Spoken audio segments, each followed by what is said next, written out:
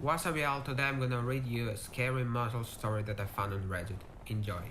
Back in college, me and my friend Darren stayed at a cheap motel during the road trip to Florida.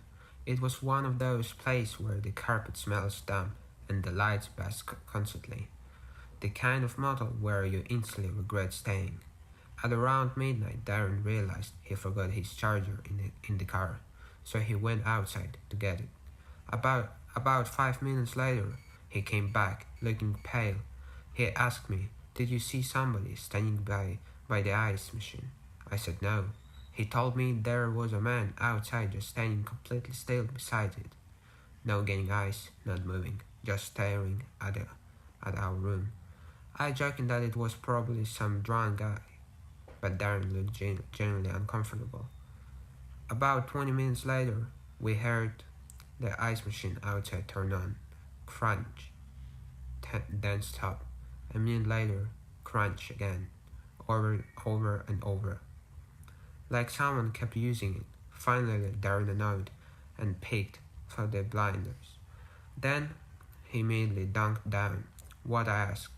He whispered, "He's closer now." I looked too. The man was standing halfway between the ice machine and our room, completely motionless. Even from the far away, something looked off about him. His motel clothes looked soaking wet, and his smile way too wide. The ice machine suddenly activated again behind him, even though nobody touched it. Crunch. The man never blinked, never moved. Then, slowly, he realized one arm and pointed directly at our door. At that point, we looked everything. About an hour passed with no sounds. Eventually, Darren fell asleep. I stayed awake watching TV quietly. Then, around 3 a.m., I heard something outside our room, dragging, like someone slowly pulling something heavy across the concrete. I muted the TV. The dragging stopped directly outside our door. Then came the 3 knocks. Knock, knock, knock. I didn't answer. Then I heard a voice, very calm, housekeeping, at 3 a.m. I stayed completely silent. Then the voice spoke again. "You left the window open." Every hair on my body stood up because we absolutely did not leave the window open. Then I heard movement near the window, beside Darren's bed. Tiny movement, live fingers pressing against the glass. I slowly looked over.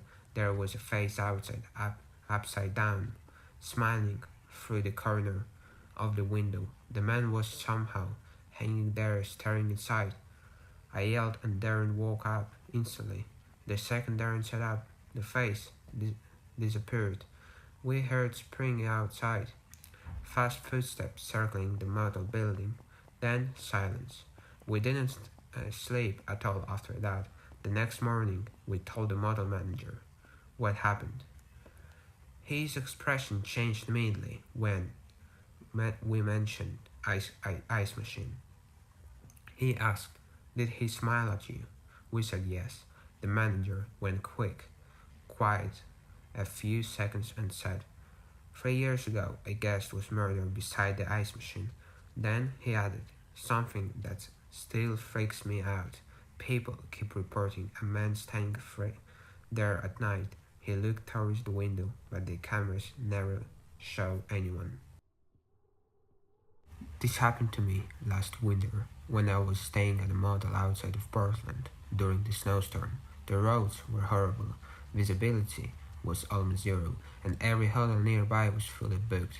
The only place with vacancies was this old two-storied motel called the Northwood Lodge. The place fell off immediately. The parking lot was empty, except for 3 cars covered in snow. Inside the lobby, there was a TV playing, static with no sound. The guy at the front desk looked exhausted, like he hadn't slept in days. While shaking me, he asked, "How long are you gonna stay?" I told him probably just one night until the storm cleared. He nodded slowly and said, "Good." That was it. That was it. No smile, no enjoy your stay, Nothing. My room was on the second floor, near the ice machine. The motel itself was dead quiet. Not normal quiet, either.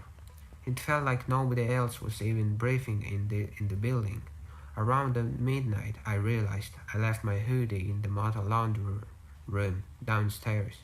I only remembered because my phone buzzed with a weather alert, and I wanted the hoodie before driving the next morning. The laundry room was at the very back of the motel near the woods. I grabbed my room key and headed downstairs. The second I stepped outside my room, I noticed something weird. Every motel room window was dark, except for one, room 11. The curtains were opened, just enough for me to see someone standing inside, a woman. She wasn't moving, just standing perfectly still facing the window.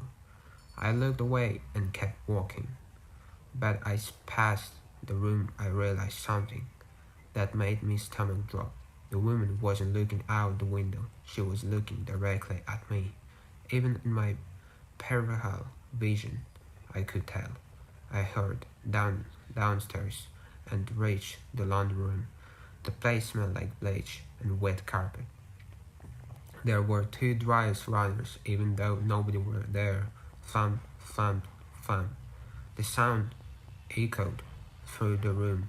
I found the hoodie sitting on the top of the machine and was about to leave when I noticed a folded piece of paper taped beside the dryer. Written in marker were the words, "If the dryers stop at the same time, hide." I laughed nervously because I assumed it was some stupid joke. Then both dryers suddenly stopped at the exact same second. The room became completely silent. The silence lasted maybe 3 seconds before I heard footsteps outside. Slow footsteps crunching through the snow, coming towards the laundry room. I remember feeling the horrible instinctive panic, like every part of my body knew something bad was gonna before my brain caught up. The footsteps stopped directly outside the door. Then someone tried to handle. Slowly, the door was locked. A woman's voice quietly said, "Can you let me in?" It sounded normal at first, but then she repeated it in a sentence again, immediately. Same exact tone, same exact timing, like recording replaying. "Can you let me in?" I backed away from the door. Then I noticed something horrifying. There was no shadow underneath the door. Whatever was outside, I wasn't staying on the ground. The voice came again. "I know you're alone." Then the lights shut off. Pitch black. I instantly dropped behind one of the washing machine. The only sound now wasn't humming. First the light trying to turn it back on, and breathing, not mine. Something else was breathing inside the rooms now. I could hear wet footsteps moving slowly across the tiled floor, closer. I covered my mouth, trying to not make a noise. Then I heard the dryers started running again by themselves. Thump, thump, thump. The lights flickered back. On the floor half a second. In that flash, I saw someone standing on the other side of the washing machine. Bare feet, long black hair hanging over its face, skin that looked pale gray. Then darkness again. I nearly screamed. The thing slowly walked around the washing machine towards me. I could hear its feet dragging, and then my phone rang full volume. I forgot my stupid ringer was on. The breathing stopped instantly. Complete silence. Then the thing started springing towards me. The light came back and fully just as I bolted for the door. I swear to God, right before I escaped, I looked back once. The woman's face wasn't human. Her smile scratched way too wide, and her eyes looked completely black. But the worst part, her feet never touched the floor. I ran all the way back upstairs and slammed my motor room about shut. A few minutes later, there was knocking outside. 3 slow knocks. When the woman's voice whispered, "You look at me," I didn't answer. The knocking continues every few minutes until sunrise.